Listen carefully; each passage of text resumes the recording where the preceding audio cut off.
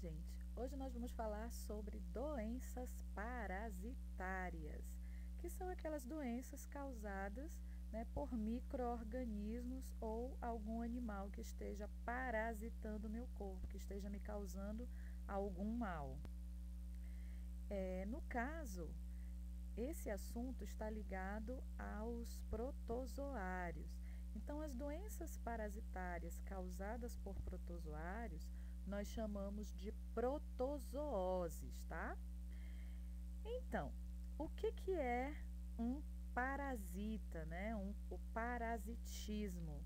O parasitismo é uma relação ecológica entre duas espécies diferentes.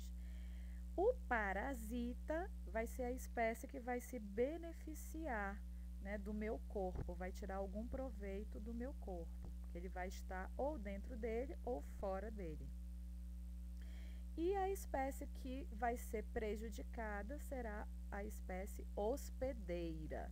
Então, se tiver um parasita dentro do meu corpo, eu serei o hospedeiro desse parasita. E aí nós temos dois tipos de parasitas. Os endoparasitas, como aqui a tênia, aqui nós temos um verme chamado de solitária, não é um protozoário, tá? Só está aqui para exemplificar os endoparasitas. Endo significa dentro, do lado de dentro, então é um parasita interno no meu corpo. E aqui nós temos o carrapato, que é um ectoparasita. Ecto significa do lado de fora. Então, é um parasita externo, ele vai estar parasitando a pele dos animais. Agente etiológico. Aqui nós temos três termos, na verdade, agente etiológico, vetor e hospedeiro. São três termos que nós usamos na parasitologia, que é a parte aí da biologia ou das ciências que estudam essas relações entre o parasita e o hospedeiro. O agente etiológico é o organismo causador da doença, é aquele que vai causar a doença e vai aparecer todos os sintomas daquela determinada doença que ele causa. O vetor é o organismo responsável pelo transporte e transmissão do parasita. Quem é o parasita? É o agente etiológico, tá? O causador da doença. Então, o vetor pode ser um inseto, por exemplo, o mosquito Aedes aegypti. Ele é um vetor do vírus da dengue, do vírus da zika, do vírus da chikungunya. Esses vírus são os agentes etiológicos, o que causam a doença. Não é o mosquito que causa a doença. O mosquito é somente o vetor da doença. Ele vai transmitir, o agente etiológico para um hospedeiro. E o hospedeiro é o organismo que sofre a ação do parasita. Aí nós vamos ter dois tipos de parasitas, conforme o número de hospedeiros que esse parasita possui. Quando o parasita só tem um único hospedeiro na vida dele toda, ele é chamado de parasita monoxeno. Quando ele tem mais de um hospedeiro, que para ele completar o ciclo de vida dele, durante a vida, ele vai ter dois, vai ter três, pode ter quatro hospedeiros diferentes, ele então é chamado de parasita heteroxeno. O reservatório natural é um ser vivo ou um substrato. Substrato pode ser o solo, pode ser a água, pode ser alimentos, que vão carregar o parasita sem contrair a doença. Porque, por exemplo, o Aedes aegypti, o mosquito que transmite a dengue, quando ele não nasce com vírus dentro dele.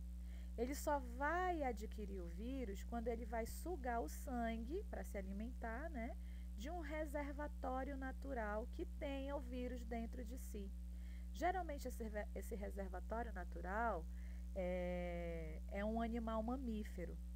Então, no caso do vírus da dengue, esse vírus vai estar no interior do corpo de pequenos mamíferos, principalmente mamíferos roedores, ou então de macacos.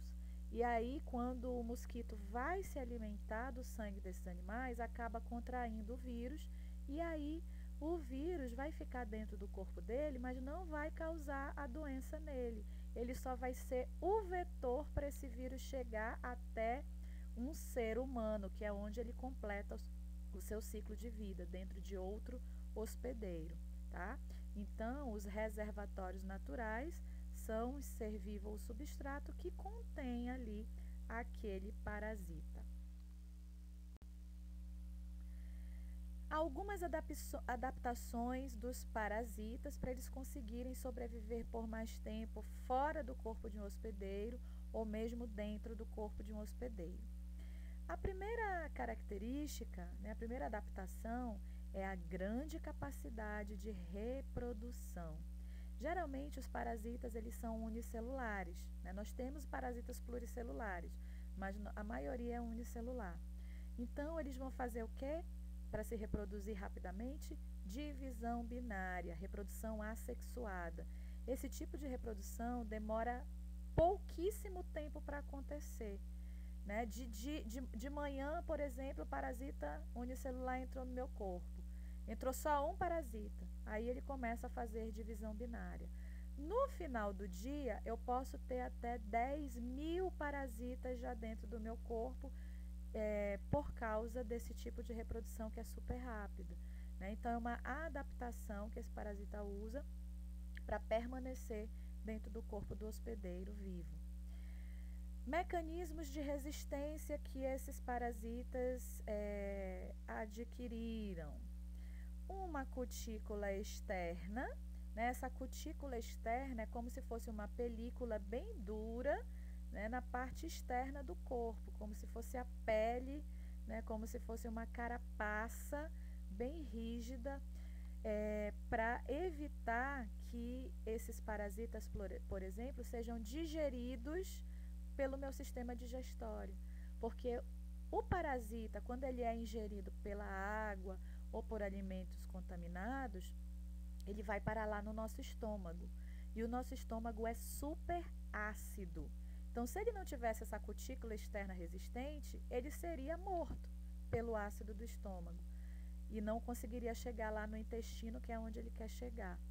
Então, essa cutícula serve para proteger até ele conseguir passar pelo estômago e não ser corroído pelo ácido. Os cistos, a mesma coisa. Eu vou ter parasitas que formam cisto, que é como se fosse um casulo em volta de si, super resistente, que resiste também ao ácido do estômago.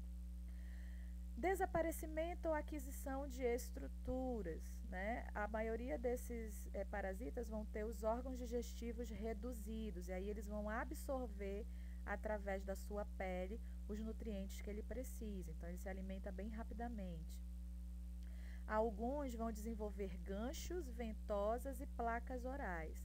Os ganchos e as ventosas servem para esses parasitas se fixarem no interior do corpo dos seus hospedeiros. Eles vão estar, na maioria das vezes, lá no intestino. Então, a pessoa vai fazer suas necessidades diárias, né? Vai defecar diariamente. E para esse parasita não sair junto com as fezes, ele se fixa na parede dos intestinos através desses ganchos e ventosas. As placas orais, eles usam para se alimentar, certo? Então, era isso que a gente tinha para falar sobre doenças parasitárias. Essas características todas que nós vimos, nós usamos para todos os tipos de parasitas, tá bom? Até a próxima!